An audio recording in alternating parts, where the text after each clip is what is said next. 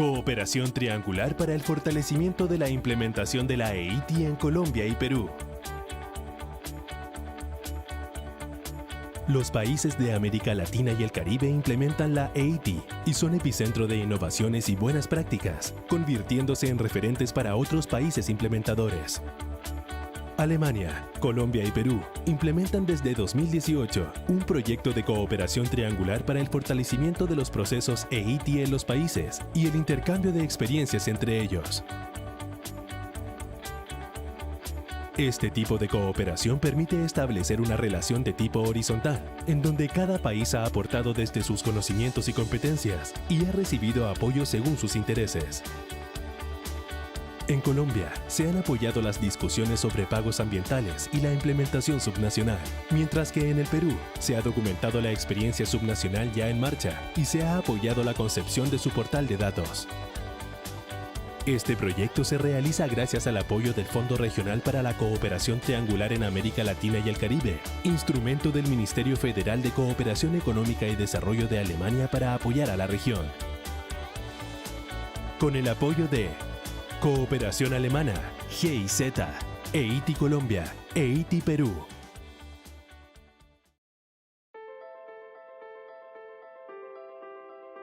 El rol de la industria extractiva en la reactivación económica. El mundo atraviesa una grave crisis sanitaria y económica por la aparición del virus del COVID-19 y las medidas de confinamiento necesarias para contener su avance. En este momento sigue la incertidumbre sobre la evolución de la pandemia y se han visto rebrotes en varios países, aunque se ven señales de reactivación económica. Los países de la región tienen una presencia importante de industria extractiva y explotan y exportan commodities como petróleo, cobre, oro y carbón, entre otros. La explotación de estos recursos es importante para sus cuentas nacionales, al ser una fuente importante de ingresos fiscales y por representar una proporción importante de sus canastas exportadoras. Además, las empresas son una fuente de empleos y dinamizadoras de economías locales. Mientras que algunos commodities han visto fuertemente afectado su precio, otros han ganado atractivo y se han cotizado al alza. Dado el tamaño de la industria y las capacidades en la región, se espera que la industria extractiva juegue un rol importante en la necesaria reactivación económica. ¿Qué rol puede jugar la industria extractiva en esta reactivación? ¿Qué tendencias se profundizarán o acelerarán por efecto de la pandemia? Con el apoyo de Cooperación Alemana GIZ, EITI Colombia, EITI Perú. En referentes para otros países implementadores. Alemania, Colombia y Perú implementan desde 2018 un proyecto de cooperación triangular para el fortalecimiento de los procesos EITI en los países y el intercambio de experiencias entre ellos. Este tipo de cooperación permite establecer una relación de tipo horizontal, en donde cada país ha aportado desde sus conocimientos y competencias y ha recibido apoyo según sus intereses. En Colombia, se han apoyado las discusiones sobre pagos ambientales y la implementación subnacional, mientras que en el Perú se ha documentado la experiencia subnacional ya en marcha y se ha apoyado la concepción de su portal de datos. Este proyecto se realiza gracias al apoyo del Fondo Regional para la Cooperación Triangular en América Latina y el Caribe, instrumento del Ministerio Federal de Cooperación Económica y Desarrollo de Alemania para apoyar a la región. Con el apoyo de Cooperación Alemana, GIZ, EITI Colombia, EITI Perú.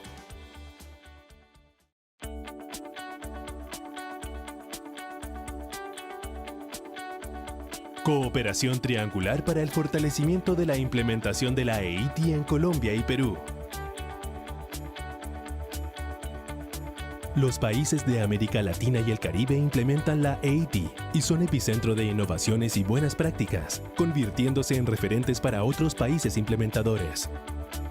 Alemania, Colombia y Perú implementan desde 2018 un proyecto de cooperación triangular para el fortalecimiento de los procesos EITI en los países y el intercambio de experiencias entre ellos. Este tipo de cooperación permite establecer una relación de tipo horizontal, en donde cada país ha aportado desde sus conocimientos y competencias y ha recibido apoyo según sus intereses. En Colombia, se han apoyado las discusiones sobre pagos ambientales y la implementación subnacional, mientras que en el Perú se ha documentado la experiencia subnacional ya en marcha y se ha apoyado la concepción de su portal de datos.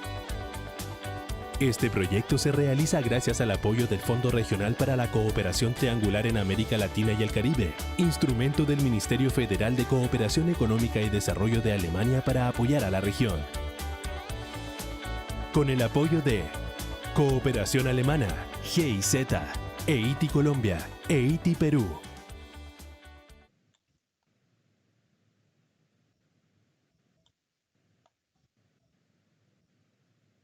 Todavía estás en mute, Lore. Sí, estás en mute.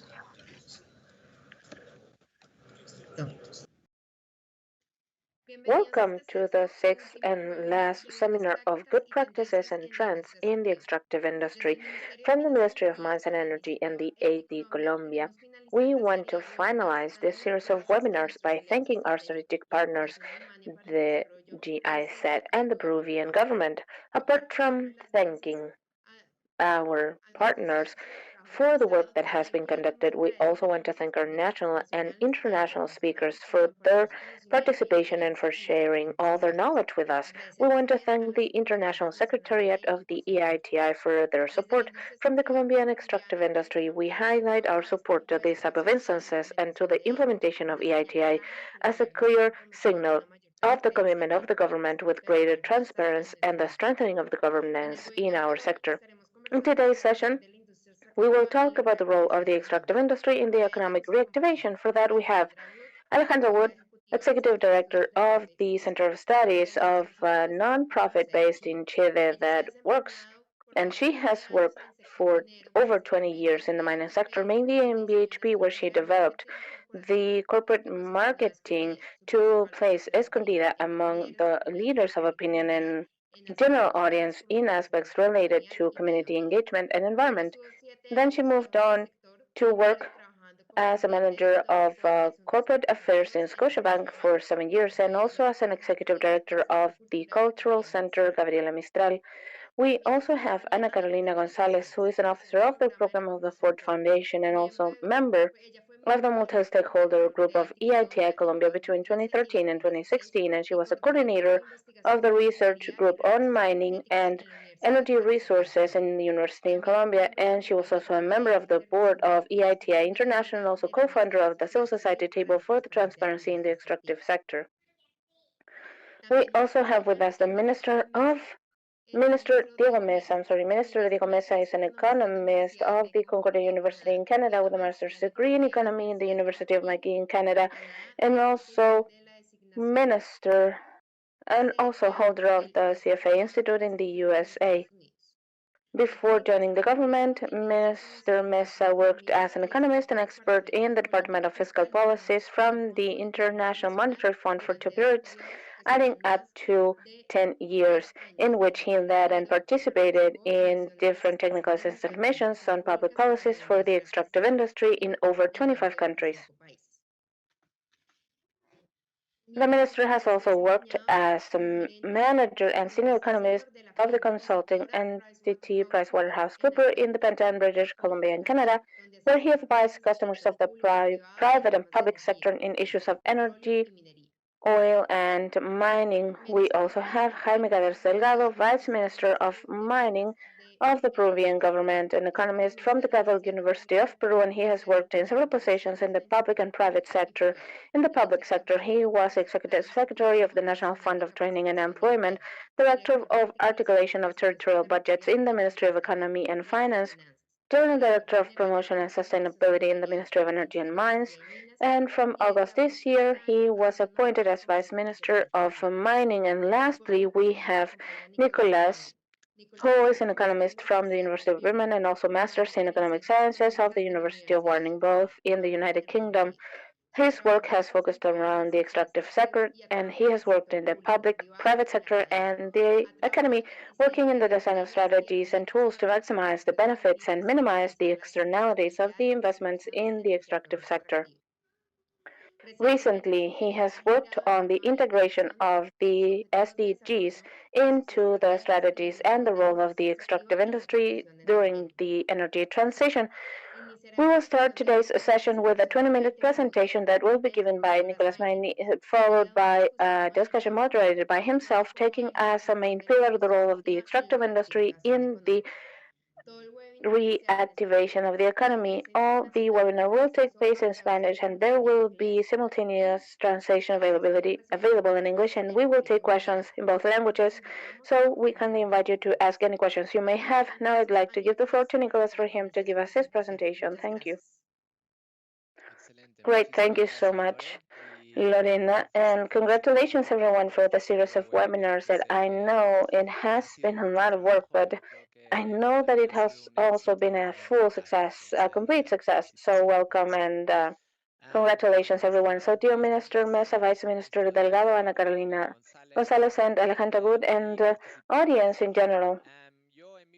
In my presentation, I will try to give you a general overview of some of the impacts that we have seen in the mining sector in the Andean region regarding the world pandemic, and then we'll talk about some trends of longer term and also how the pandemic has impacted the long-term trends. And with that, I hope that that will be a good triggering for the debate that I will try to moderate later on. Now, just a second, I'm going to be sharing my screen with you.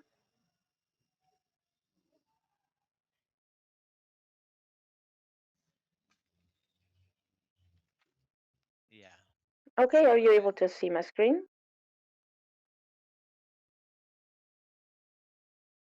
Yes, great. Great then. In order to begin and to give you a little bit of context, the measures to contain the spread of the pandemic have caused a decrease in the economic activity globally in all the countries, and this has resulted in a global recession of the economy, and it has been very significant, and it has impacted all of the sectors of the economy, as well as the mining sector, of course. Now we see, especially in Europe, that there is a second wave of spread coming along. So there is a lot of uncertainty in the global economy because everything sort of depends on how this virus will be controlled and when there will be a vaccine available. The international markets have also been very severely affected in terms of logistics, transportation, supply chains, and from the sector of consumption of minerals all the way to production in the Andean region. Looking at that situation, we have seen that in some countries when the COVID started, certain mining projects were stopped. Actually, in most countries, they were appointed as a strategic sector, and because of that, they were able to continue to operate. However, in many occasions, there were strikes, or they would stop the operations because of COVID infections, and in the area of production, there have been interruptions of the production. And in the different regions, there were also issues in which communities were against the reactivation of the mining projects because of fear that the mining workers would bring the COVID to the regions. And in other cases, the industry was seen as a source of help, both for the healthcare of people as well as for protective materials. So what we have seen in the mining regions has been different, and there have been different reactions. So it's interesting to see how the prices, usually when all of this started, the prices dropped very quickly with the exception of gold. And after the relief packages that were put in place by different countries that were mainly consuming these minerals, we're talking about the US, Europe, and China mainly, there was once again an increase in some prices of some commodities. This is very based on commodity. You can see on the graph here that I have included 4 different commodities that are relevant to the countries that are nowadays present in this meeting. We have oil, for instance, that had a drop from the outbreak of the virus, as you can see in the black line. The black dotted line shows the beginning of the outbreak. There was a decrease in April. As you can see, there was quite a drop. Coal has also decreased prices in 17%, and gold continuously it has increased its prices because investors also see gold as a commodity where it is safe to invest. In the case of copper, we have seen a lot of volatility, as I said at the beginning. It decreased very quickly, and later on, after the recovery programs were put in place, especially in the countries that consume copper, we have seen that the prices have had a certain recovery and now are even above what we saw in 2019. Also, looking at a global overview regarding what's going on in the mining sector in general in terms of investments, we see how the investments have dropped in this year in 2020. However, if we look at a comparison between the different regions in the second quarter in 2020, we see that Latin America continues to be a place that attracts the investments in the mining sector. At the same time, certain questions come up regarding the interdependency of countries or some regions that are strong in the mining production. For instance, like I showed earlier, especially countries and regions that rely heavily on the coal and oil sector where the prices are dropping rapidly. That, of course, has had an impact over the regions, both due to the lack of this economic activity and also because of the tax collection that comes from this sector.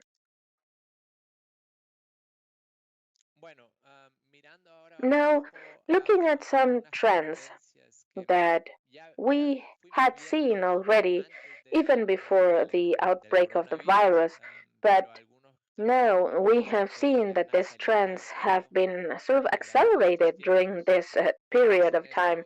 And we see these 5 trends that I am going to mention now: the energy transition, the ESG demands or standards from the investors that are asking for greater transparency in terms of social aspects, environmental aspects, and also aspects related to governance. We see that there are certain trends regarding traceability. There's also a request for consumers that are trying to understand where the products are coming from and what is the impact of the products that they are using.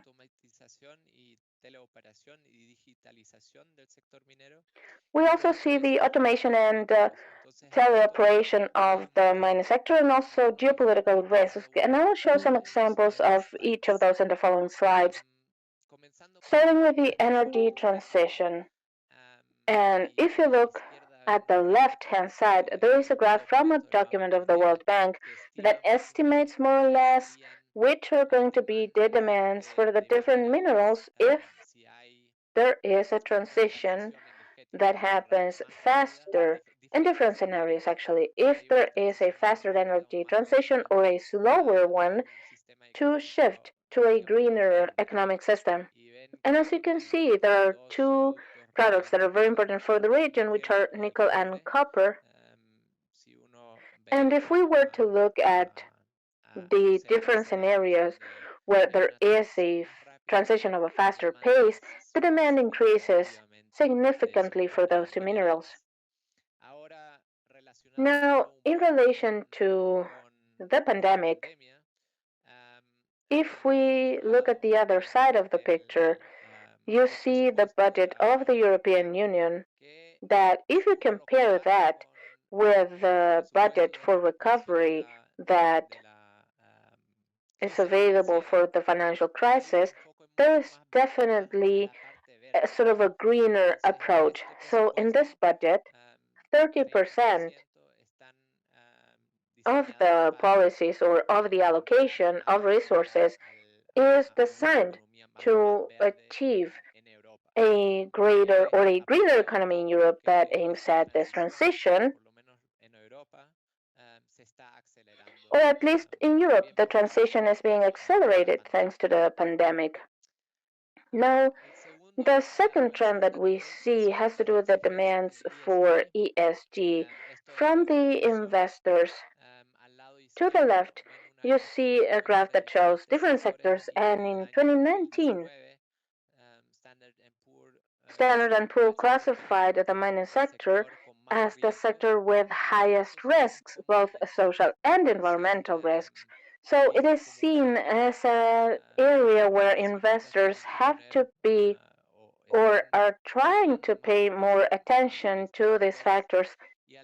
And to the right side from Fitch Ratings, we see some areas where investors are seeing risks that will be materialized in the following 5 years. And it is interesting to see that water is the number one risk. That risk increases specifically. Interesting here when we think about Chile and the south of Peru, where there is also issues and conflicts around water. But also, the second factor that will definitely increase has to do with the community engagement and with the workers, of course, and also if you go lower, the governance of operational and transparency risks. So it is, there are many risks that are related to the environment, but also we see social risks and also governance risks. The next trend that exists is this question about traceability. Consumers are putting more focus on labeling themselves as carbon neutral, not only on what they produce, but also in their supply chain. And here we have the left-hand side uh, a picture of ELYSIS, which is aluminium, which is a new product developed with the support of Apple in order to reduce the emissions of carbon from Apple. Just to put an example of a consumer who is betting or maybe is looking at the sector, at the mining sector and mining process sector on how to reduce their carbon footprint. In the region, we also have the copper mark, which is designed for copper, and also we have a conversation of traceability along the supply chain. So not only certify the mines for good practices, but also the consumer can see, so they can see the product where it's coming from. Automatization and teleoperation. Well, this is a factor that also increased in the last few years. And now, in terms of COVID, we've also have seen a reduction of workers in some operations that are not necessarily, so we don't see a lower in production. And for causes of coronavirus, because of causes that shouldn't be together, so many people in these small spaces, we can play with a factor that increases this trend for the adoption of new technologies on the mining sector.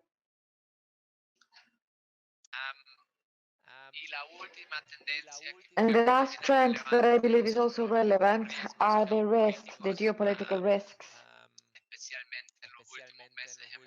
In the last few months, we have seen in the larger economies of the world tensions that are increasing In regards to the mining sector, I believe that it is relevant.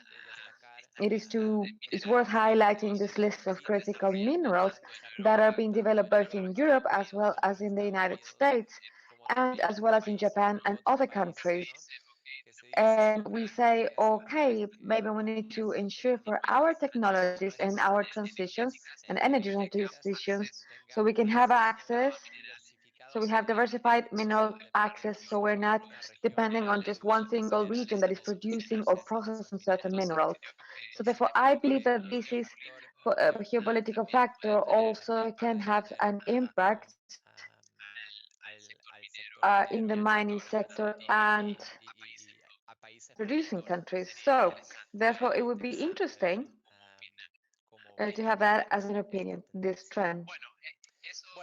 Well, that is just to give some context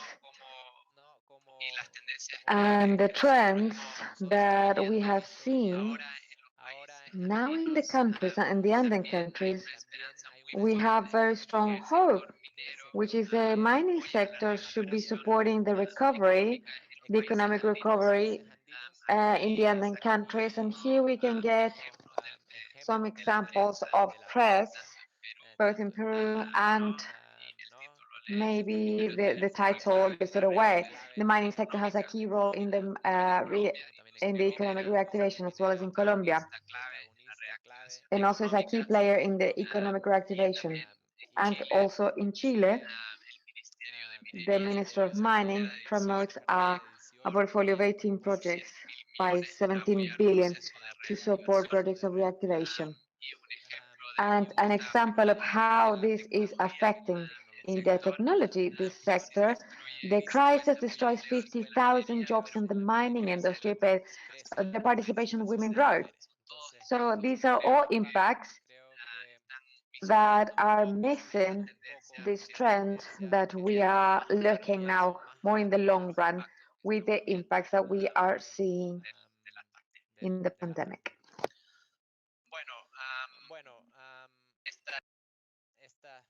Okay, especially now and always, we always have to look at this with critical eyes.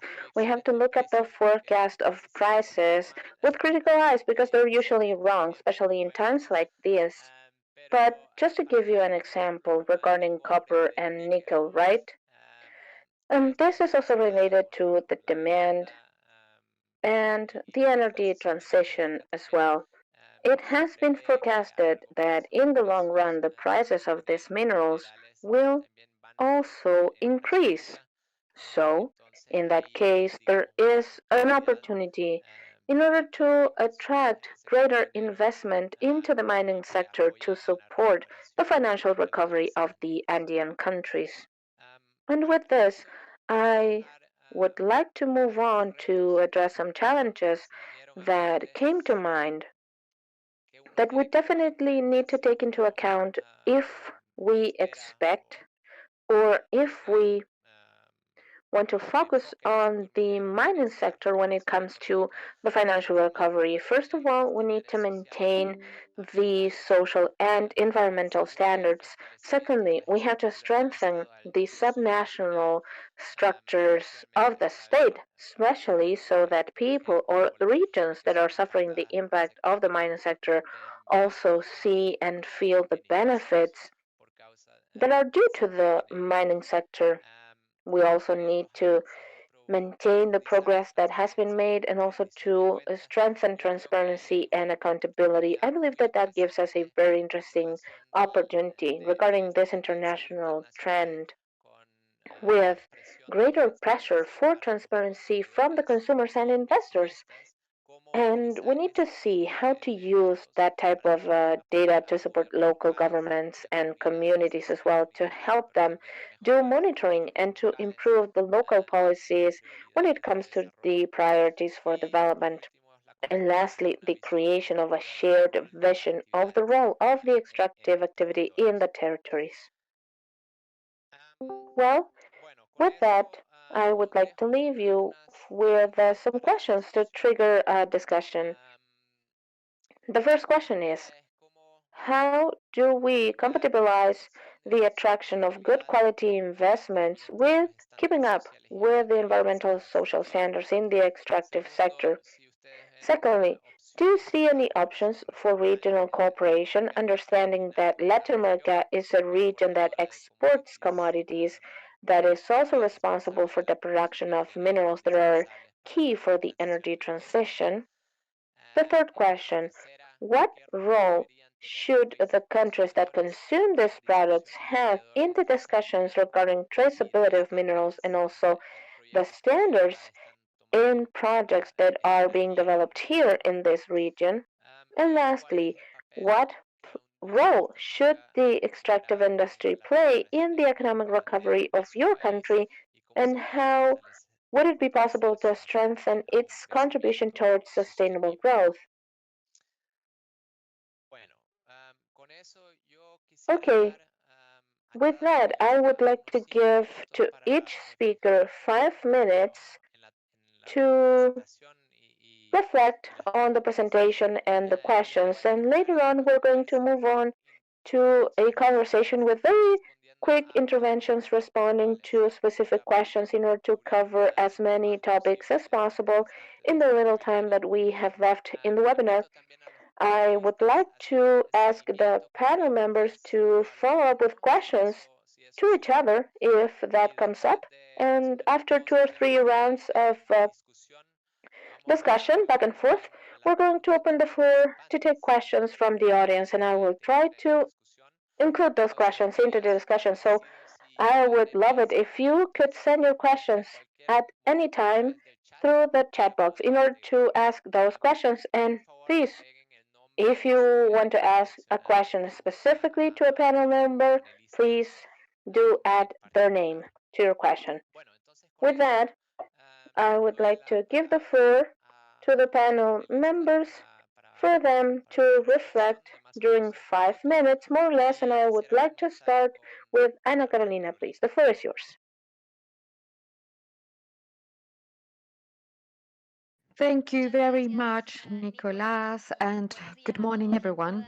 Thank you to my colleagues from GIZ for this invitation, and thank you for being here with Minister Mesa, Vice Minister Galvez, Alejandro, and we are discussing about this very important topic. I believe that I would like to make three reflections from this presentation that has been so interesting, made by Nicolas, writing down that my perception is that the extractive sector definitely can and should play a very important role in this economic recovery process, with three annotations that I believe are fundamental. The first is that I believe that it is very important to think beyond economic recovery in the idea of economic transformation. I believe that the way in which the pandemic found us show the vulnerabilities in the way we have been dealing with businesses in terms of equality and many other topics, but also in terms of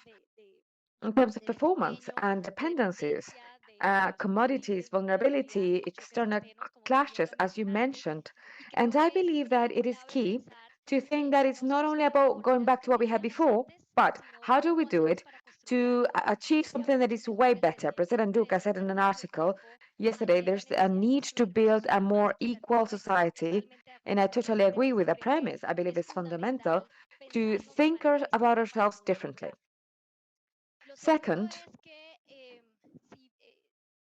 if the sector is very important, because I will go into that in my third idea, effectively, well, the state continues to depend, both Peru and Colombia depend heavily on the rents generated by the sector for the public income. So it's very necessary that this importance is not above the high social environmental standards that are required, and also of the effective contribution that from the economic point of view the industry can generate. So I believe this is an invitation to not take for granted that all projects will contribute in the same way from the economic standpoint. There are projects that generate a lot of rents, some a bit less, but there are questions regarding these new minerals. And so there are some questions regarding gold and regarding the royalties of gold of 4% nowadays. How can we now tackle these increases in prices because we don't really have the same instruments, the same fiscal instruments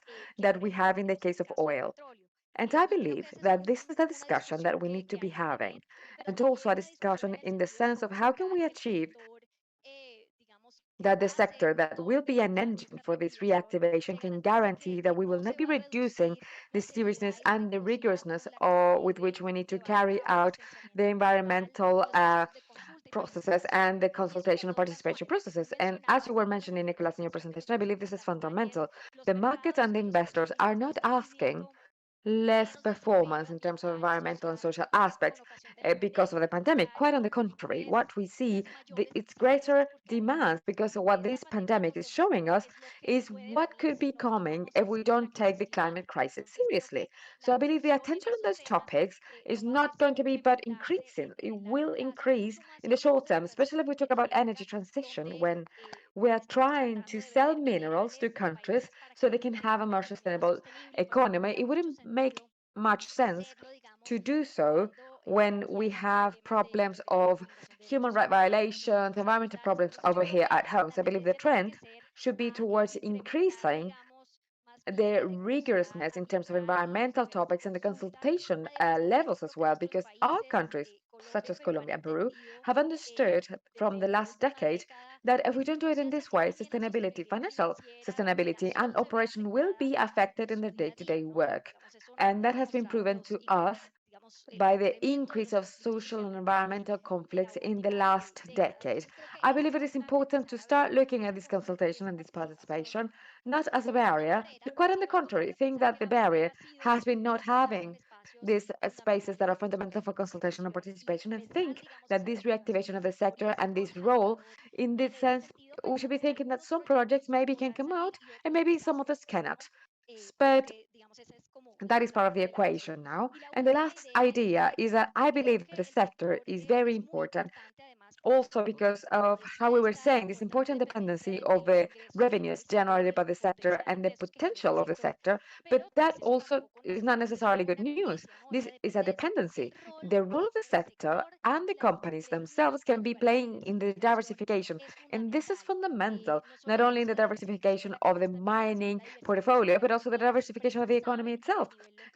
We know that these are companies that are not job intensive, and it's fundamental to support other ways of generations of jobs in the local sector, such as the farming sector, that with the pandemic was we saw the importance of guaranteeing food security, and that support that companies can provide in the local sectors, in the territories for the productive diversification of the sectors. I believe that is of the essence. And also we need to help to diversify the sources of energy because now that we think in being countries that are providing minerals, key minerals for energy transition, is something that you were mentioning. How do we do it for those minerals to also be working for the energy transition at a domestic level? Because it would be very wrong of us to we provide minerals outside to other countries to do so, and then make the use of of fossil fuel-based energy more heavy.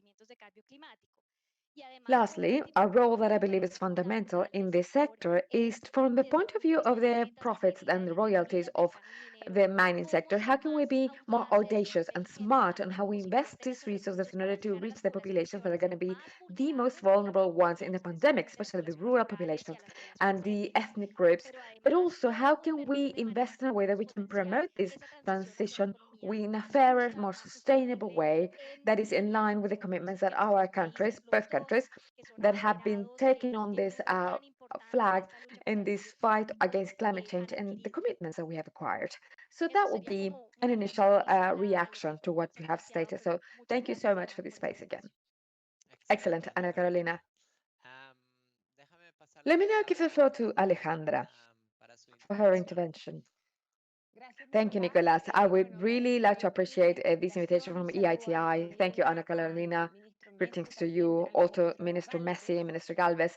I totally agree with most of what has been presented by Ana Carolina. I believe that we all agree that the minerals are of the essence for modern life and also for energy transition. And in that sense, our continent is very well positioned in order to provide it In the case of Chile, especially, we have been given not only mineral wealth, but also a great capacity of obtaining renewable energies in order to produce these minerals. However, we are in this sort of crossroads. In the last 30 years, we have been producing great numbers of copper ore, and our mines are a bit older. We have great challenges regarding water, for instance, and in the territory. And I believe that reflection of whether or not we need to be doing more of the same, or is maybe time to think how we're going to be inserting ourselves in the 21st century, taking off these advantages, these competitive advantages that we have, and at the same time, meeting also the demand for a supply of all of these minerals in a responsible way.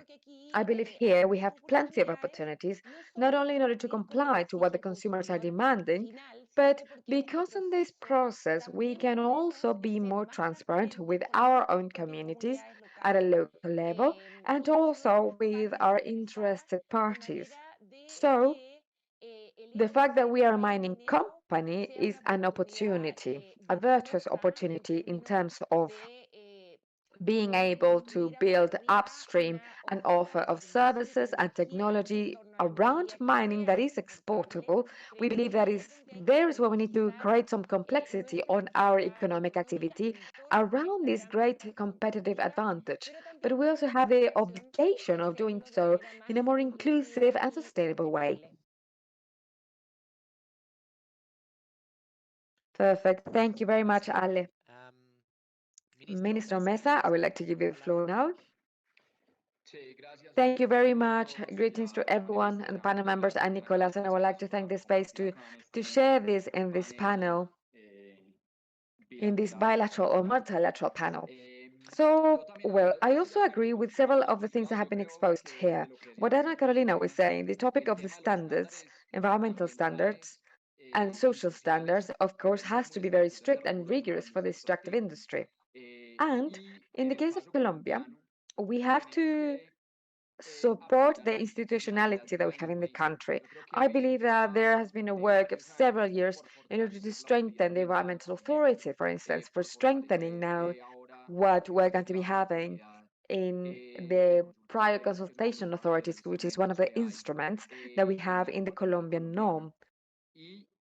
And from the point of view of the relationship with investments during the pandemic, of course, if we comply with these requirements that have been of suitable standards, then the economic topic should be to the private sector.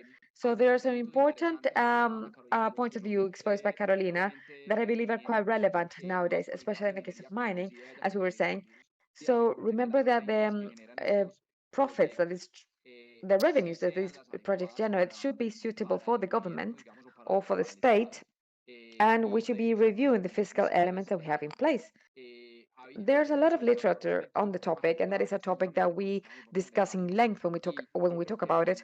And I believe that we need to strike a balance because, as Nicolas was saying in his presentation, the most characteristic part of this sector is the volatility in prices, but this volatility in prices may or may not be translated in volatility in revenues. And then what's important for governments is that the projects provide revenues, because if the prices are volatile, the costs are not. So we need to see that this is progressive. So the more revenues, the more participation from the state in the project we have, but also the lowest the profitability. It doesn't mean that the projects, well, are non-economically viable. And that is because we have several fiscal and tax tools in order to achieve this state. And I believe that this is a very reasonable point of view. And we also need to have a floor. What is the minimum you want to be receiving as a counter loan for these resources? So in the social aspect now, the environmental topic for me is relatively simple. Environmentally speaking, there's clear standards of environmental impact studies that companies need to comply with. And in the case that we have, let's say, questions about the compliance of it. Maybe the environmental license should not be granted, and that is it. So maybe we should ask maybe why the environmental authorities that are independent have been in the process of strengthening the human capital they have, that has been quite astonishing. In the social aspect, also from the fiscal regime that which is how we are collecting these revenues, we because of royalties or taxes, we have part of the distribution and the assignation, which is fundamental. And here in Colombia, we have taken a great step with the reform to royalties, because of course, you need to ensure that these resources are invested efficiently from the social point of view. And I believe that is regarding the first question Nicolas was posing. And invested how? So we can ensure that the regions where we have the production of hydrocarbons for mining are the regions that will be covering their basic needs, that they will have a capacity of diversifying, as Carolina was mentioning, because it is good that we leverage ourselves in the resources, but by definition, by nature, these resources are finite. And we need to think in the medium and long term for a plan of economic diversification and capacity diversification in those regions. So in Colombia, the sector, even though we are not a country that is a great producer nor of mining nor of oil, the economy does indeed depend to a great extent in this sector. When you look at the national bills, the sector of hydrocarbons and mining, energy, or for the whole portfolio, with a public service providing natural gas and hydrocarbons, which are part of minerals such as carbon, which is how we would term electricity, and that is the second engine of the economy. That is 13% of the country's GDP after the trade sector. Of course, in exports is more than 55%. In direct investments, more than 33%, and the fiscal topic is not lesser. So we have an important percentage for in the nation. So in the territory agencies, the fiscal part, but at a municipality or department level or province level, however we want to call it, is about a third of the project of investment and in the royalties. So that is why it's so important to be able to distribute royalties. And here, in order to conclude now, and so as to not to expand myself so much, what we did in order to summarize this, it was a public policy decision that was very aware. So we're not very much in line with the international literature of prioritizing investment on saving, because we're always going to be talking about saving, intergenerational savings, because of this, because of that. But in a country such as Colombia, which is a middle-income country, but we have basic needs that still are very broad at a social level, with a percentage of the population that has no access to electricity, no access to basic services and utilities, and the social returns so we're not saving for future generations. So which is what we needed to do in terms of public policies. But now when we think about the pandemic and the post-COVID reactivation, even more so, because these indicators are we're setting ourselves back decades to what we have advanced in the last few years. So I believe that there is a great opportunity from the point of view of the social environmental topic for the sector, so we can continue to leverage and developing this economic development. And of course, being very clear and strategic on how we should be investing resources, apart from how should we be collecting the resources that are generated by these activities. And with that, I will finish and we can continue the discussion, because I believe there were very broad questions to be answered. Thank you so much, Minister, Vice Minister Galvez. The floor is yours. Thank you so much for the invitation to this very interesting conversation regarding our natural resources and the international circumstances that we are going through because of the COVID. First of all, I wanted to share, just for your information, some key pieces regarding the Peruvian economy. I believe that it is interesting that everyone joining us today takes this into account.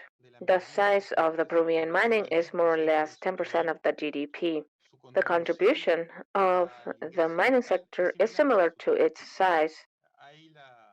And we always get the impression that mining contributes a lot to the fiscal treasury party in the Peruvian case, it is similar to its size with relation to the GDP because the mining does not pay for general taxes on sales, and that is one of the main income that the fiscal revenues receive. So at the end of the day, the tax contribution that the mining sector has is important. Yes, sometimes it varies a lot. Sometimes it is 5% of the collection, and sometimes it is up to 20%, depending on the international prices. But the average is similar to its size in relation to the GDP in the economy.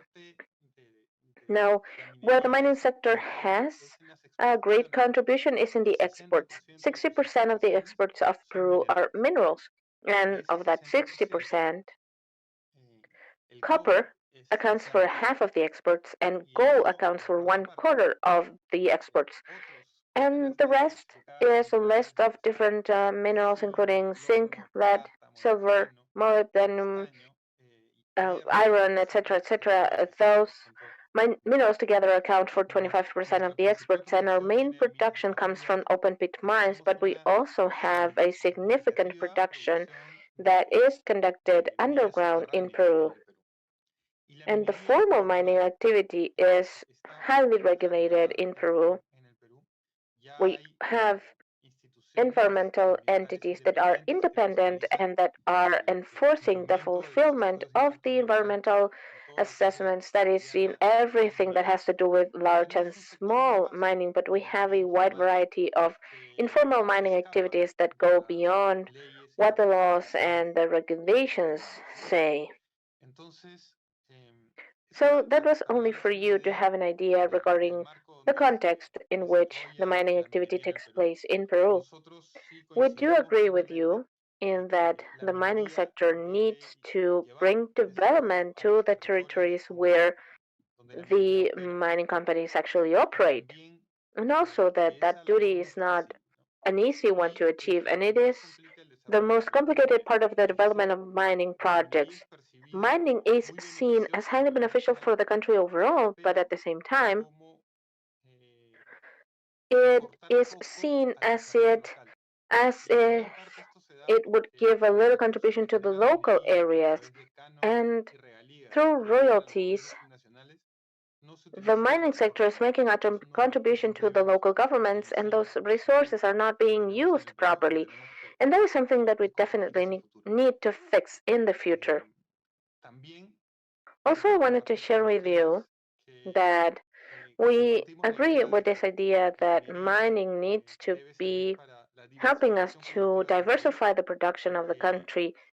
And also, we shouldn't only export minerals, but we should export mining. The entire supply chain that the mining sector has needs to be able to develop itself in order to provide services and goods to other countries abroad. And with that, the contribution of the mining sector to the country would be so much higher and greater. And that is all for now. Thank you. Thank you so much. That was great. I would like to raise a point because it was mentioned directly or indirectly by each one of you, and it's about the integration of the mining sector at the local level. Because it would seem that there is still effort to be made there in order to ensure that those communities that are affected by the mining activities somehow still get the benefits that come from the mining sector. And I would like to link this somehow with one of the trends that we have seen, which is this factor of automation and digitalization. That yes, they do open up opportunities, for instance, using the new technologies not only for the mining sector, but also to develop the different territories where the mining activity is conducted. But it also has an impact with relation to fewer workers, maybe, fewer opportunities to local suppliers, because the technologies that will be needed are more developed. So, how would you guarantee that that transition, where some people will say that the benefits are even less in the communities or in the regions, how would you guarantee that that changes in time, or how would you use this trend in order to support both how to spend the money, the resources in the mining regions, or how to support the monitoring of the social and environmental impacts. Is there a way of doing this?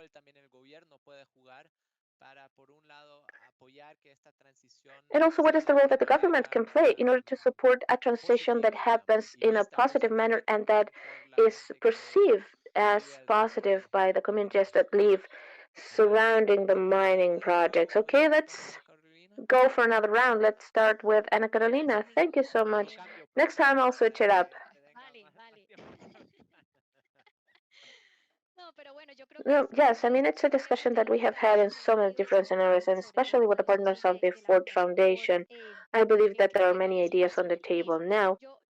I am under the impression, and also listening to the other panel members, I believe that we need to give the sector its role as a promoter of the economy.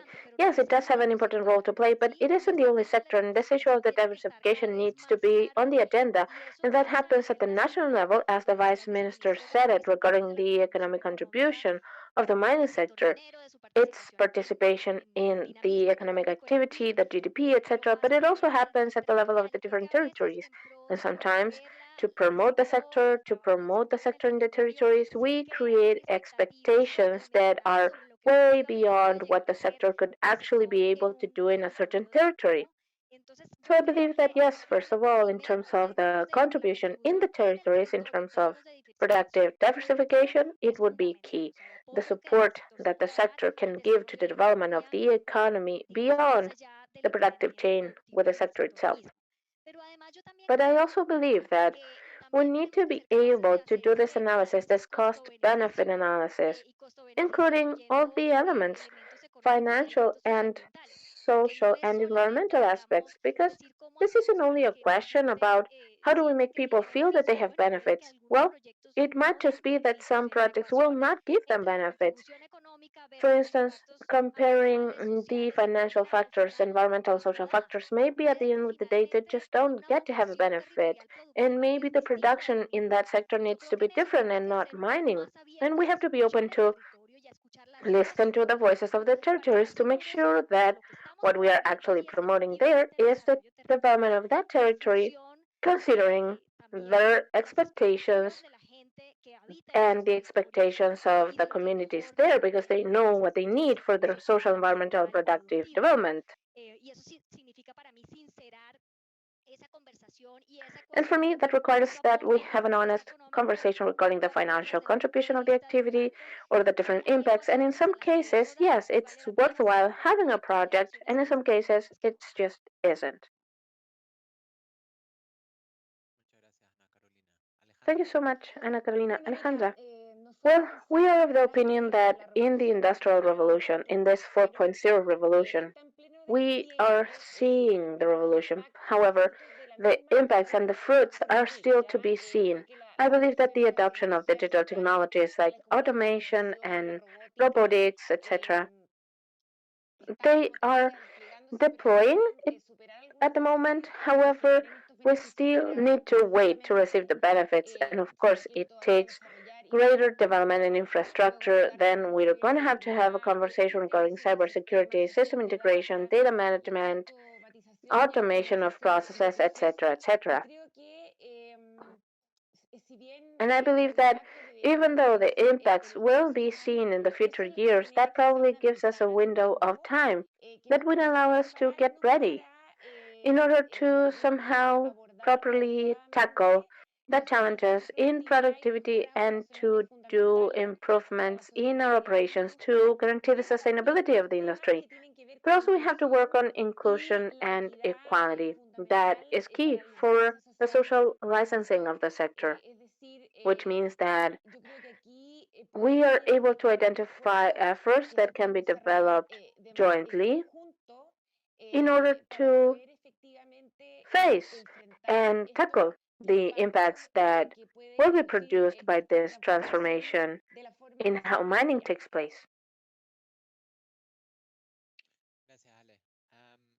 Thank you for that. Minister Mesa?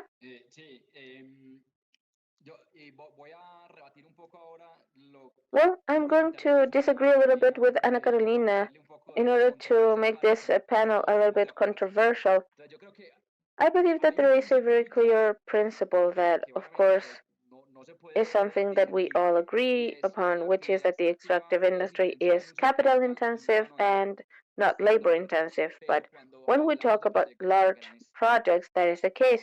In our countries, in Peru and in Colombia, there is a mining activity which is artisanal and it is very large and it is labor intensive. And it is an activity that takes place for over 485 years. It has been taking place for many years now. Precisely yesterday, I was in the department of Caltas here in Colombia, and this village had royalties that were given by Simon Bolivar, and they are still valid. And in mining, I believe that we have to find a way of making it formal, but always bearing in mind that it will continue to be a small scale mining where probably the processes of automation and digitalization will not get there, at least not for some time, and probably they will never get there. I believe that in the larger scale, these are processes that will improve the operations with, I would say, a very small effect over the labor because those operations are no longer labor intensive. Now, where we do have an opportunity is in the training of people, in formalizing training so that that mining activity is conducted respecting the environment. In Colombia, we are trying to apply different policies, of course, because we can't demand a single miner the same standards that we are demanding from a company that is doing underground mining from the environmental standard, of course. They shouldn't use cyanide, mercury, etc. They need to be committed with reforestation programs to decrease their footprint, etc., etc. There is a great opportunity to continue to generate employment, but having the environment first also. Inviting artisanal miners to pay taxes because when they do it, they feel proud. When they become legal, they do not need to be in the black market, etc., etc. So there is a great opportunity to acknowledge that mining that has been going on for 500 years, that it's still valid, of course, fulfilling the technical and environmental standards.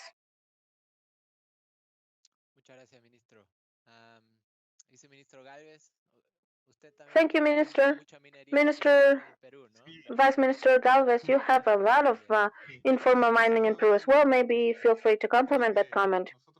Yes, we have so much to learn from the Colombian experience. They are making great progress in this process of accompanying artisanal miners. We have started a similar process, but the mining sector is so broad. And now with the prices of gold that have increased so much lately and so much unemployment because of the crisis, because of the COVID crisis, this is an informal sector that became an alternative for so many people. This is an alternative for employment for them, but unfortunately, it does not happen in the best of conditions. However, it is quite the opposite in many cases, especially in the Peruvian Amazon. They are destroying the territory and the environment in the process of extracting gold with mercury and with pieces of machinery that are larger. So there has been sort of a business created around artisanal mining where there is a mix of informality, artisanal activities, and illegal activities as well. And to organize that space is an effort that we are trying to do, but we're losing the battle, to be honest. This is a battle that we're losing. I mean, the illegal mining continues to move in a faster pace in comparison to the pace that we are moving at. And in that sense, the lessons learned and the international cooperation are key in order to disseminate the best practices. Now, on behalf of mid-size and large-size mining activities, Peru does have a very well-developed legal framework that's very demanding and at the same time it is very attractive and it works fairly well in general. The problem is that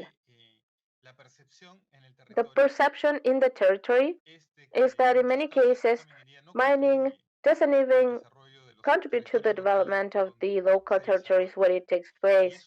And that is a conflict. It is an ongoing conflict. In the case of Peru, we see, for instance, that in Chile nobody questions that copper is the salary of Chile. But in Peru, we still have sectors of the society and of the population that do not want mining in their territories. They think about royalty, they want the taxes, but they do not want mining. So it is a huge effort of dialogue, of consensus, and of openness from the investors in order to promote social agreements that benefit everyone. Now, this is achieved in some cases, and in some cases it isn't. For instance, in the case of Quellaveco, which is a large operation of over $5 billion of investment in copper in a very dry area, they were able to achieve a social agreement prior to the construction of the mining facility, and that was way beyond what the Peruvian law established as a commitment that the companies need to take with their social environment wherever they operate. And we see that this initiative from Anglo American for this project in particular, we see this as an example to be followed in other places. However, not everyone, as Ana Carolina said it herself, not all the projects are just like profitable. They're not all similarly big, and not all the projects are able to provide the same benefits to the society and to the communities. And in that sense, we need a more effective state. Unfortunately for ourselves, in our process of regionalization of the country, we are allocating many resources to different mining regions, but there is a lack of capabilities in managing the resources. So there's a gap that we need to close to make mining activities more attractive to the mining regions.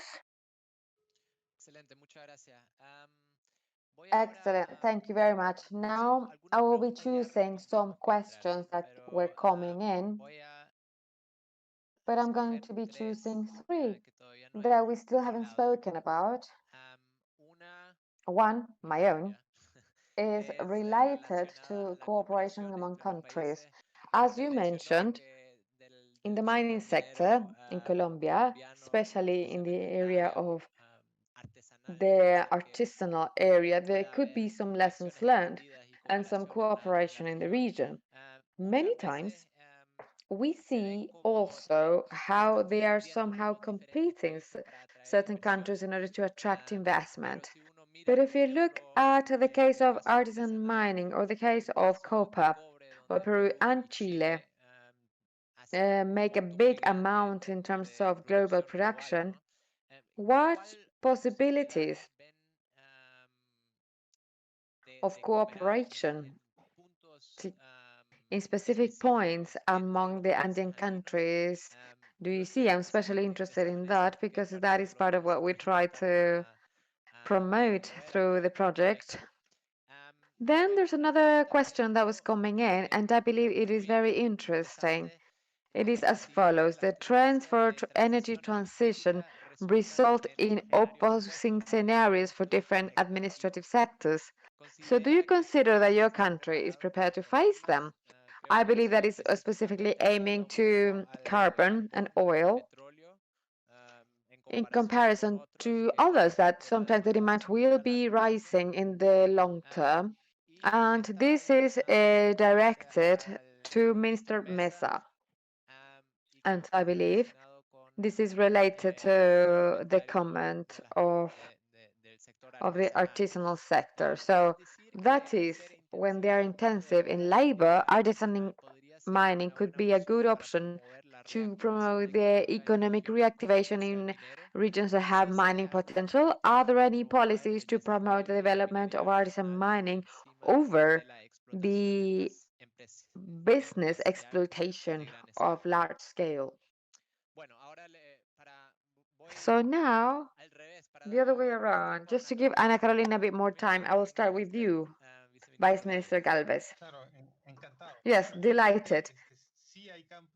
I believe that there's a big field for the country cooperation.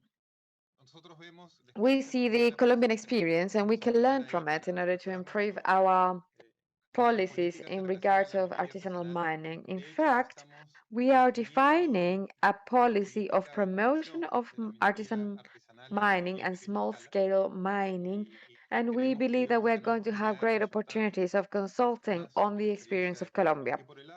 And on the side of large and medium-sized mining, we also have a lot to learn from the Chilean experience.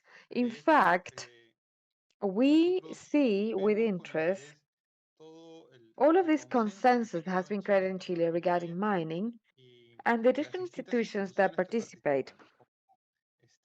Hasta Ley, Expande in Chile, these are several institutions that have been recently created, and what they're trying to do is to promote more environmentally friendly mining with more technology use. And we also are following that process. We are still in a more initial stage. For instance, there's this topic of the technological roadmap for mining that Chile has developed for some years already and has been recently updated, and we are just making it and trying to apply it. And the idea here is that the country won't just be exporting ore, they will be exporting mining. So that is knowledge and development in the mining sectors, and with an alliance as well as other vendors of international standards, and they promote the innovation and technology in this world of mining providers, which is a very dynamic world and that is way more diverse and vast than we can imagine at a glance. So I believe that there's a couple of examples here. There's a third one, which is the topic that we started this conversation with regarding how the mining territory can develop thanks to the presence of natural resources, and not only the national state will be benefiting from this, but also the mining territory. How can we achieve to improve our public policies so mining, instead of being questioned in the territories, is requested by them? So that will be interesting. And I believe that this is open. Mining and agriculture, this is something that all countries need to comment on. Thank you very much, Minister Mesa. I will be replying to two other questions that you gave here. The first one that was directed to myself, but the first is that was about the topic of the energy transition and how can we have opposing scenarios as a result of the transition. I believe that more than opposing, what could be here is complementary results on policies with different energies. So, and I use the case of Colombia to illustrate what I'm saying. So, one of the policies in the administration is the participation of non-conventional renewable energies for simple reasons, because we have a great potential for developing both wind as sun energy, as solar energy, and we were lagging behind for a number of reasons, but everything now was missing, and we were just needing a push from the public point of view of policies. Second, because we have some commitments of sustainable development and international agreements such as COP21, etc. So our grid in Colombia and our potential is very diverse. We have a generation grid that is quite clean. We depend on 75% of hydroelectrical plants, which is a renewable resources. Despite they're very clean, we're very exposed to the climate change effects that put the dams on stress when there's a phenomenon which is El Nino, which was a bit predictable before, but now is very unpredictable.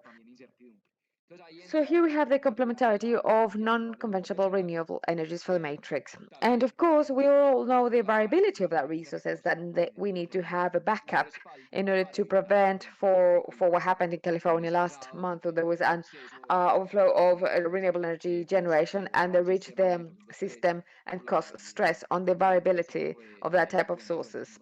So in Colombia, we have natural gas, we have carbon, And thinking about the transition and thinking that we need to comply with the international commitments, we have decided to talk about a portfolio strategy, not discriminating any energy per se, but see how can we complement on the different resources that we have in Colombia. And that is what we're doing. So that is from the point of view of energy as it is. Of course, coal, which is our main exporting product for mining, has another series of complexities that are no longer associated to energy generation in Colombia.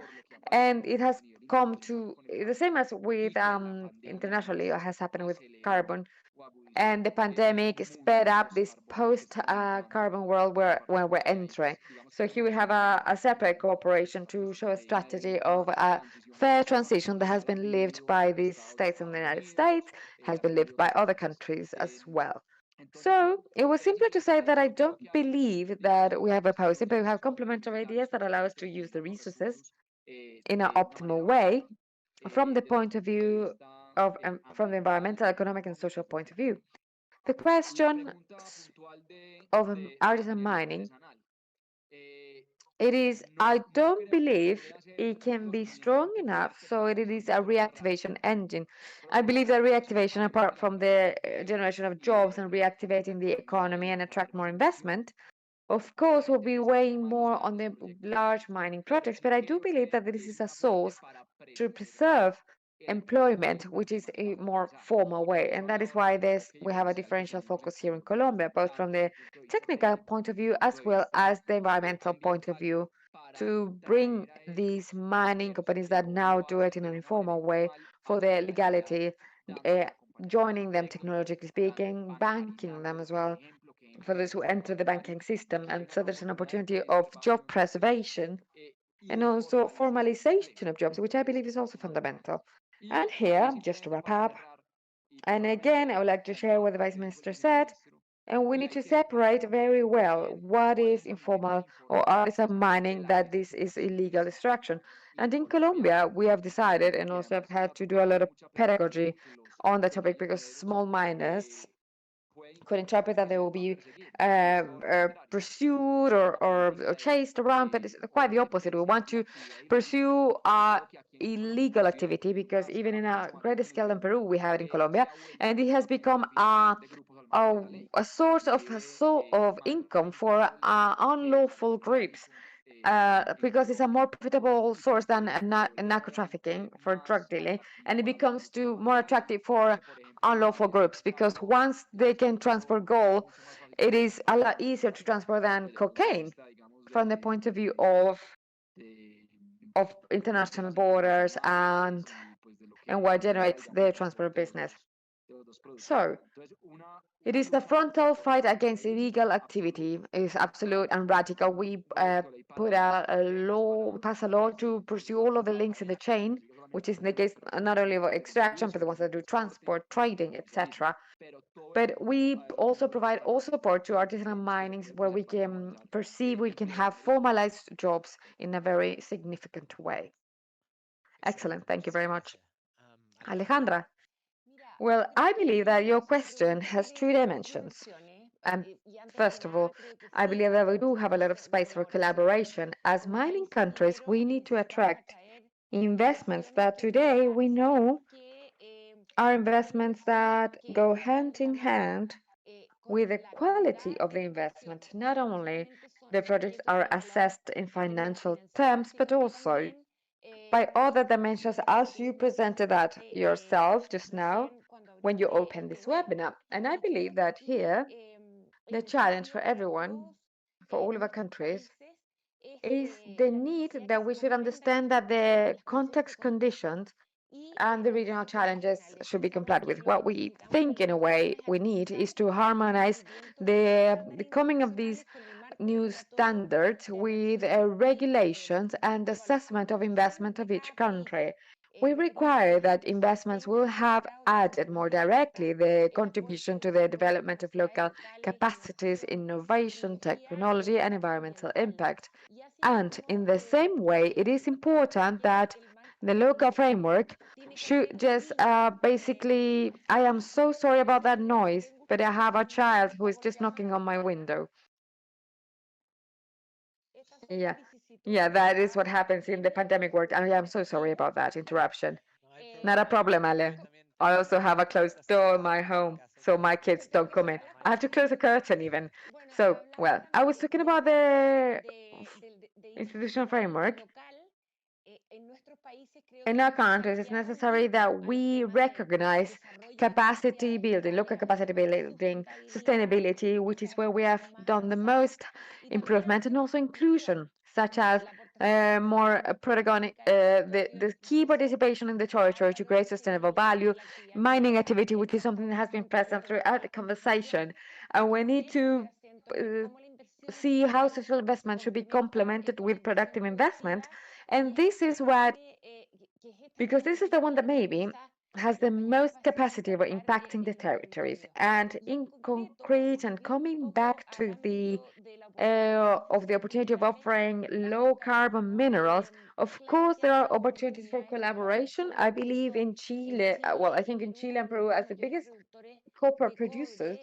And I believe that we can, however, develop some sort of hub of services that these minerals need: traceability, compensation, recovery of biodiversity, electromobility, green hydrogen.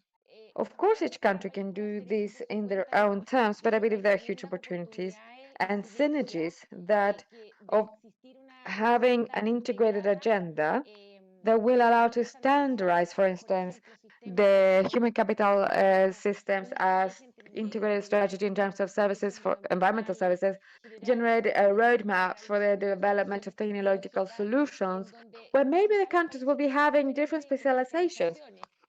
In the case of Chile, we clearly have advantages in the solar energy or green hydrogen scope, but just the detail thinking that between Peru and Chile in the future, in the close future, we will be having a fleet of high tonnage trucks that is going to be the largest in the world for green hydrogen. It allows us to think that we maybe have a lot of room for cooperation. These challenges, without a doubt, are of such scale that I believe they require to have joint efforts and joint capacity so we can, in fact, become a region that offers not only the minerals that the world needs, but also the solutions, the low carbon solutions and sustainable solutions that the world also needs. Thank you so much, Ale. Ana Carolina, would you like to make a comment? Thank you. I'm going to make a comment regarding the question of the different commodities, and then I will address the issue of cooperation. Regarding this topic, I believe that it is very important that we take steps in our countries to think about a future decarbonization. Of course, the impact that this will have on the bet that Colombia has done in terms of carbon is very important, but also in terms of oil, even though it won't happen as soon as the effect on coal. And in the case of coal, I believe that one of the things that I find very interesting is what Minister Mesa said. We have to think about a fair, sustainable transition for those regions that depend heavily on that activity. And the Guajira is very interesting because these are regions where the energy transition will evolve towards other types of energy. But I believe it is very interesting to start sooner than later. I believe that we are already running late thinking about a fair diversification of the production of the territories. I also believe it is key that we don't end up trapping ourselves in the fact that the global markets are closing up and now we will go back to using coal in Colombia because one of the qualities, as Minister Mesa said, of Colombia is that we have an energy matrix which is relatively clean. And even though there are many challenges regarding the stability of the energy and the matrix itself, I believe that the worst situation would be to increase the contribution of coal. I understand that between 2018 and 19, it increased in 5%. We were using more coal as a source of energy in Colombia, and I believe that there are, of course, certain specific circumstances that could account for this, but I believe that there is an alarm that we have to take a close look at. And in the case of oil, even though it doesn't mean thinking about a transition throughout the regions that are producing oil, we definitely have to think about betting on exploiting oil in the Amazon region because it is one of the most sensitive ecosystems in the world and it has the potential for forests, which is key for climate change, etc., etc. There are several needs that we have to follow in terms of that energy transition, both in Colombia and Peru, definitely. I also believe, Nicolas, that in terms of cooperation, now moving on to your second question, there are so many opportunities, and you were asking a question in your presentation regarding how to compatibilize attracting investments with keeping up with the social and environmental standards. And I believe that part of the problems that the sector is facing is that many times the competition for attracting investment happens with decreasing the environmental requirements and the social requirements, of course. And if there is cooperation at a higher level between the countries, in order to put in place certain minimum standards for social environmental factors, I believe that we can improve that situation. And there are some initiatives already ongoing in Africa between African countries that are potential suppliers of minerals for the energy transition in terms of having a conversation around the African Union regarding agreeing on things because we know that the minerals will have a peak of demand and maybe in Latin America we should have something like that and I understand that ICLAC is leading the work towards that and I believe that it would be key because that would be a very good support to guarantee that the mining boom that will happen in the future will happen with the necessary environmental social standards that our countries need. There's also potential regarding learning beyond the mining operation itself. We have to learn regarding consultation and participation process. Both the governments of Colombia and Peru signed the Escazú Agreement, and the governments have made declarations in terms of their commitments regarding environmental participation. There was a study conducted, actually published by Espacio Público with Chile regarding different schemes of participation, consultation, and dialogue in both countries. And I believe that it's a topic that we could definitely help each other on to learn the best practices, to share the best practices, the lessons learned, especially to understand most of all, Nicholas, it isn't only about making investments attractive in the territories, it's about paying attention to what the territory has to say because the communities can say so much regarding how to engage in better mining and where to do it, where not to do it, and in which conditions.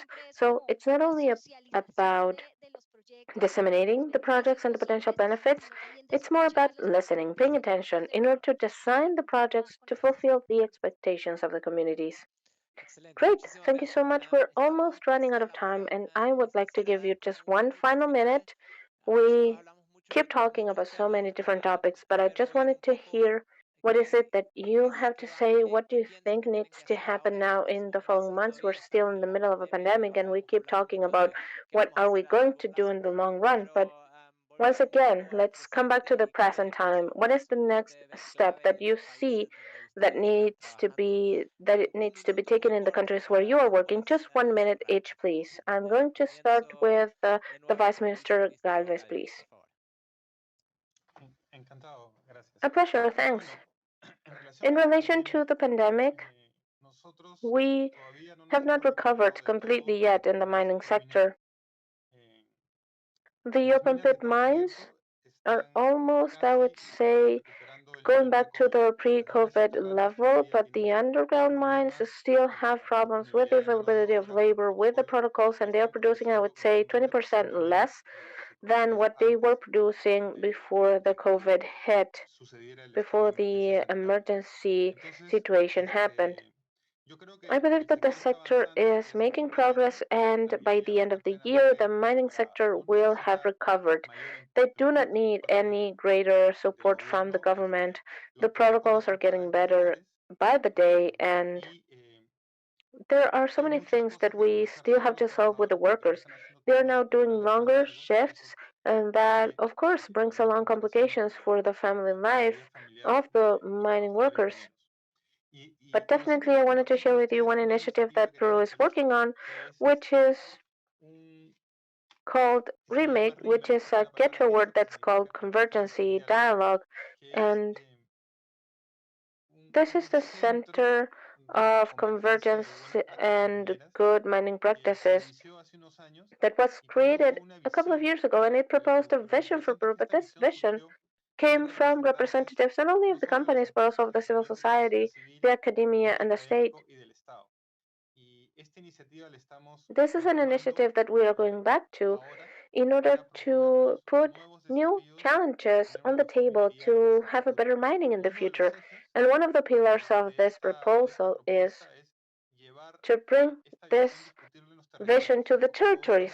Two areas of Peru were selected in the north, Cajamarca, in the south, Moquegua, and there will be national dialogues. Precisely, going back to what Carolina said, to pay attention to what the regions have to say, not only to push a project down their throats in any way with enthusiasm or with anything it takes. We have to listen to the regions, and the mining projects have to be part of a regional territorial project, and they have to respond to the expectations of the regions. And this is something that we're going to be doing in the following months. And definitely, we will disseminate the outcome with everyone else. We are receiving the support of the IDB for this initiative. Great, thank you so much. Minister Mesa? Thank you. Thank you, Nicholas. Well, the opening and closing was not as balanced.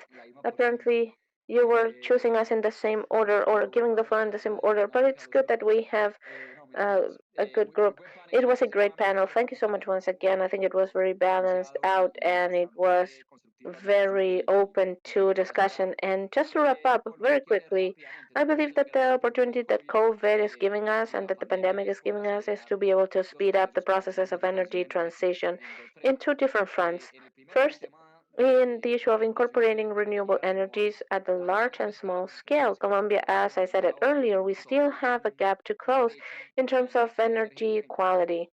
And this has been an opportunity to engage in regulatory changes to involve the private sector more in order to turn it into a partner to reach out to isolated sectors and regions of the country, promoting, of course, from the regulatory perspective, public policies that make it attractive for the private sector instead of just giving all that responsibility to the national government. And the other issue that I believe is key is that we have to raise awareness among people.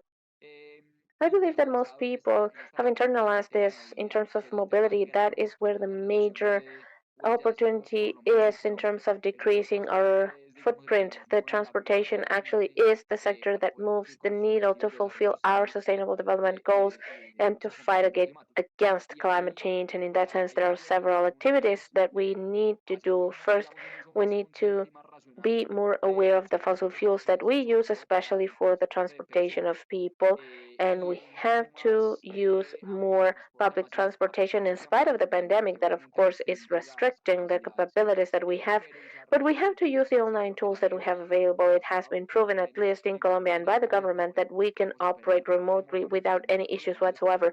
The Ministry of Energy, let me tell you, was operating 100% remotely during the first 2 or 3 months of the pandemic, fully remotely. 100% of the workers were working from home, and I believe that was actually a great lesson that we learned. We had never done something similar. We would only do this in a small scale, maybe to test different communication models or so.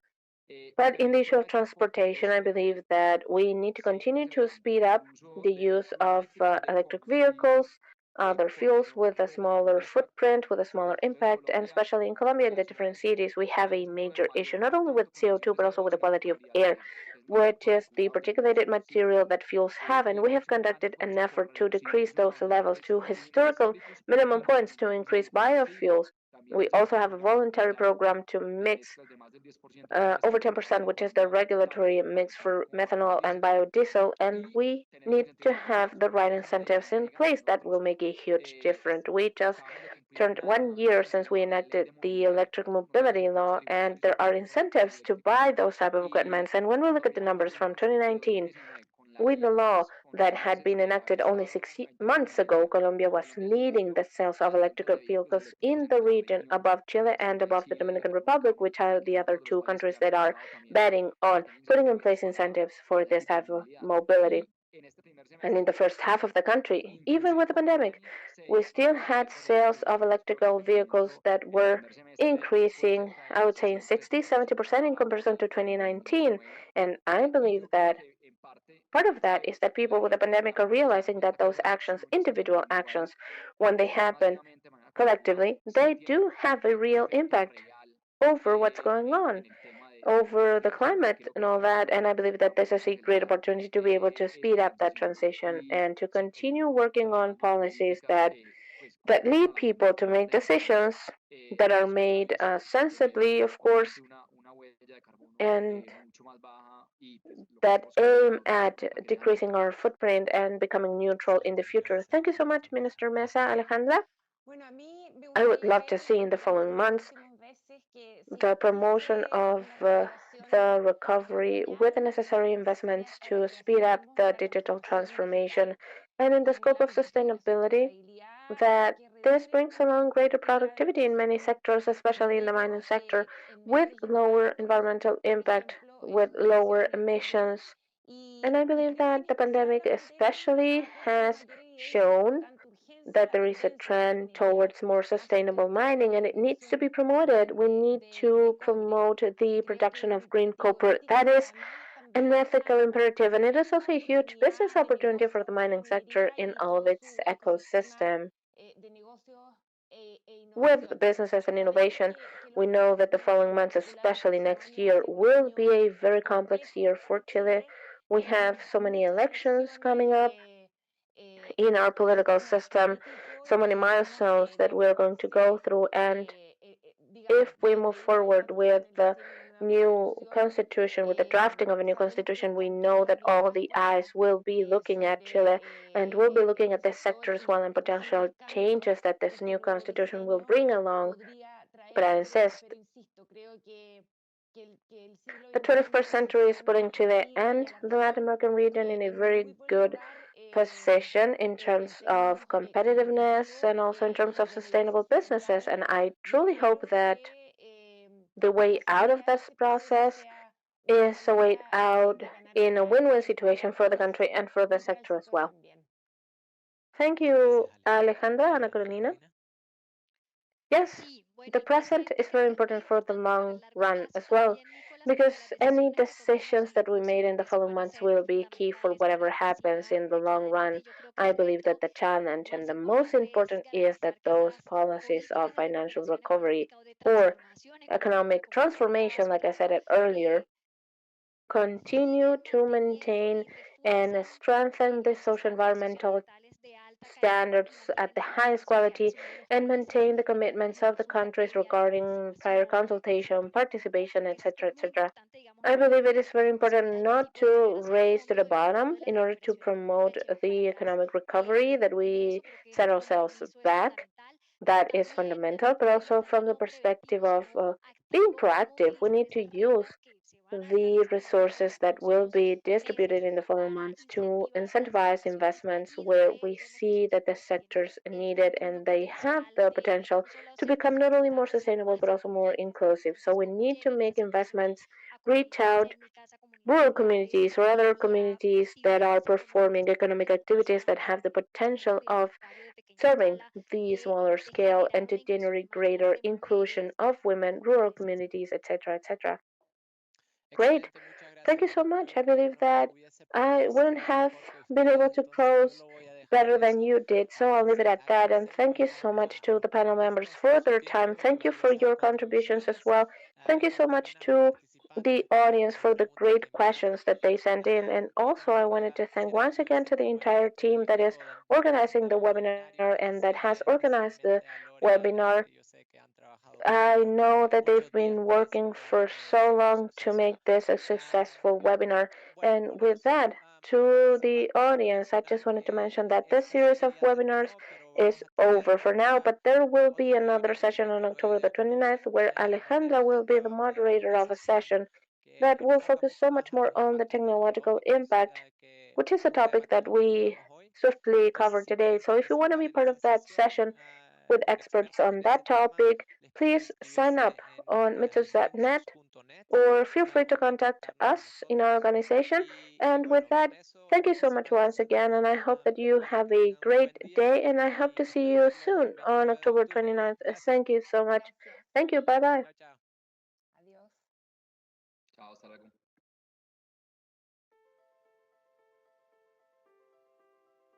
El rol de la industria extractiva en la reactivación económica. El mundo atraviesa una grave crisis sanitaria y económica por la aparición del virus del COVID-19 y las medidas de confinamiento necesarias para contener su avance. En este momento sigue la incertidumbre sobre la evolución de la pandemia y se han visto rebrotes en varios países, aunque se ven señales de reactivación económica. Los países de la región tienen una presencia importante de industria extractiva y explotan y exportan commodities como petróleo, cobre, oro y carbón, entre otros. La explotación de estos recursos es importante para sus cuentas nacionales, al ser una fuente importante de ingresos fiscales y por representar una proporción importante de sus canastas exportadoras. Además, las empresas son una fuente de empleos y dinamizadoras de economías locales. Mientras que algunos commodities han visto fuertemente afectado su precio, otros han ganado atractivo y se han cotizado al alza. Dado el tamaño de la industria y las capacidades en la región, se espera que la industria extractiva juegue un rol importante en la necesaria reactivación económica. ¿Qué rol puede jugar la industria extractiva en esta reactivación? ¿Qué tendencias se profundizarán o acelerarán por efecto de la pandemia? Con el apoyo de Cooperación Alemana GIZ, EITI Colombia, EITI Perú.